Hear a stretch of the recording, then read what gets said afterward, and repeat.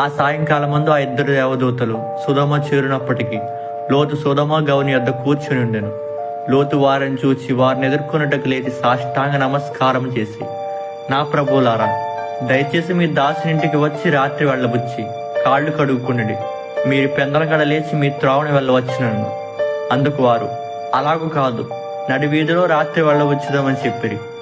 అయినను అతడు మిక్కిలి బలవంతము చేసినప్పుడు వారు అతని తట్టు తిరిగి అతని ఇంట ప్రవేశించిరి. అతడు వారికి విందు చేసి పొంగన రొట్టెలు కాల్చగా వారు భోజనం చేసిరి. వారు పండుకొనక ముందు ఆ పట్టణస్థులు అనగా సొదొమ మనుష్యులు, బాలురును వృద్ధులను, ప్రజలందరూ నలుదిక్కుల నుండి కూడి వచ్చి ఆ ఇండ్లు చుట్టుముట్టిరి. ఈ రాత్రి నీ యొద్దకు వచ్చిన ఆ మనుష్యులు ఎక్కడా? మేము వారిని కూడినట్లు మా యొద్దకు వారిని వెలుపలకు తీసుకుని రమ్మని చెప్పగా, లోతు వెలుపల ద్వారమునొద్దనున్న వారి దగ్గరకు వెళ్లి తన వెనుక తలుపు వేసి, ఈ మనుషులు నా ఇంటి నీడకు వచ్చి ఉన్నారు గనుక వారిని మీరేమీ చేయకూడదని చెప్పినప్పుడు వారు నీవు అవతలికి పొమ్మనిరి.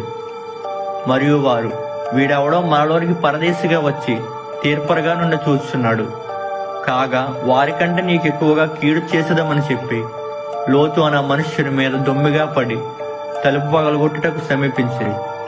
అయితే ఆ మనుషులు తమ చేతులు చాపి లోతుని ఇంటి లోపలికి తమ యొద్దకు తీసుకొని తలుపు వేసిరి.